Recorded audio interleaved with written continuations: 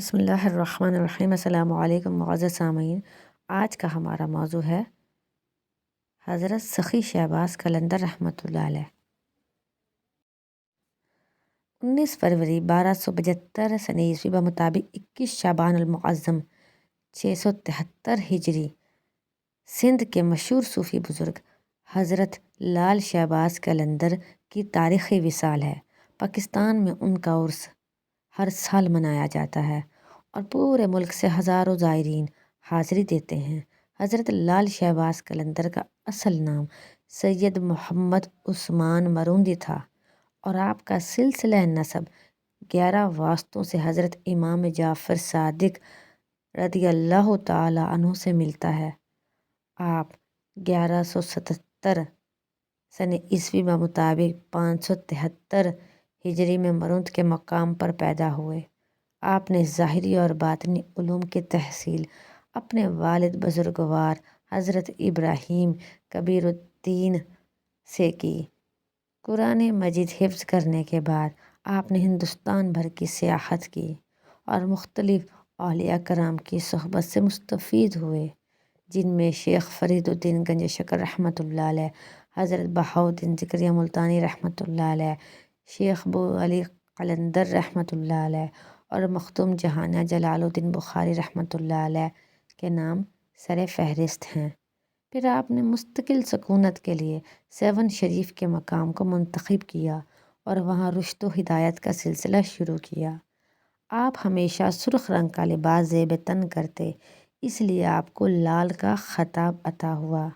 شہباز کا خطاب آپ کو اس لیے دیا گیا کہ ایک مرتبہ آپ نے اپنے ایک مرید کو بے وجہ پھانسی سے بچانے کے لیے ایک جسد لگائی اور اسے پھانسی سے بچا لیا، جبکہ قلندر کی وجہ تسمیہ یہ بیان کی جاتی ہے کہ آپ کا تعلق سلسلہ قلندریہ سے ہے۔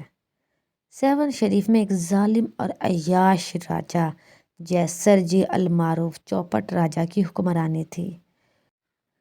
چوپٹ راجہ کی اپنی رعایا پر مظالم اتنے بڑھ گئے کہ مقولہ مشہور ہو گیا، اندھیر نگری چوپٹ راجہ۔ انہی دنوں ایک درویش سکندر بودلہ سیون شریف کی پہاڑیوں میں عبادت و ریاضت میں مشغول رہتے تھے۔ ایک رات انہوں نے غیب سے آواز سنی کہ ایک مرد قلندر آ رہا ہے جو وہاں ظلمت کے اندھیرے مٹا دے گا۔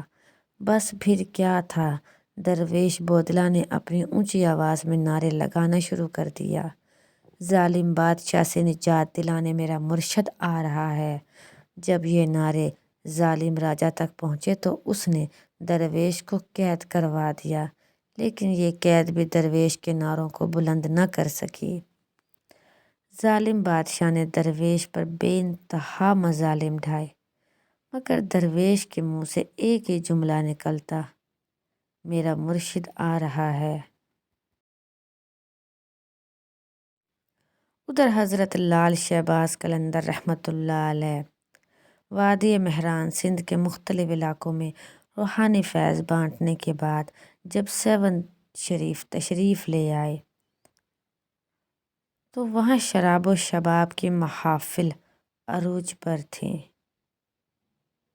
آپ رحمۃ اللہ علیہ کے وہاں آنے پر یہ محافل خود بخود بند ہونا شروع ہو گئیں۔ کچھ دنوں بعد وہاں کے عیاش لوگوں نے چوپٹ راجہ کو شکایت کی کہ ایک درویش کے آنے سے ان کا ناجائز کاروبار ٹھپ ہو گیا ہے۔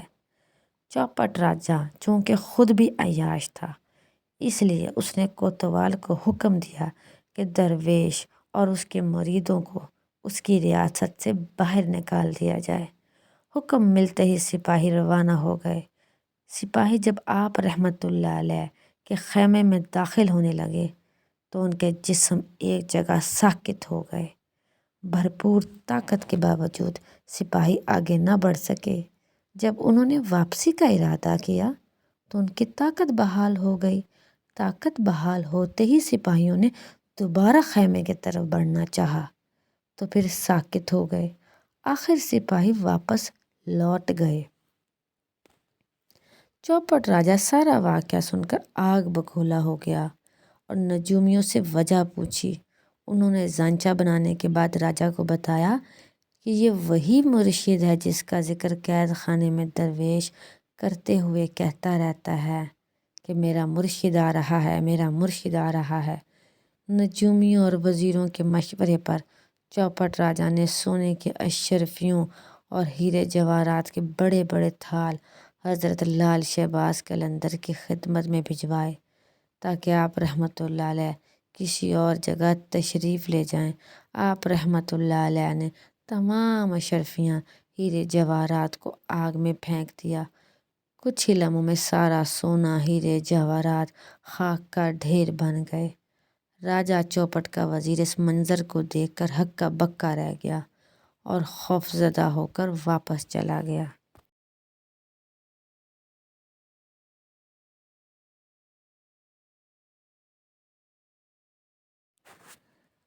حضرت شہباز قلندر رحمۃ اللہ علیہ کو روحانی طور پر علم تھا کہ ایک درویش چوپٹ راجا کی قید میں اذیتیں جھیل رہا ہے۔ ایک روز آپ نے قلعے کی جانب رخ کر کے پکارا، بودلا اب آ جاؤ میرے پاس۔ قید خانے میں درویش سکندر بودلا جو ہر وقت پکارتے رہتے تھے کہ میرا مرشد آ رہا ہے، میرا مرشد آ رہا ہے، انہوں نے اپنے مرشد کی روحانی آواز محسوس کر لی۔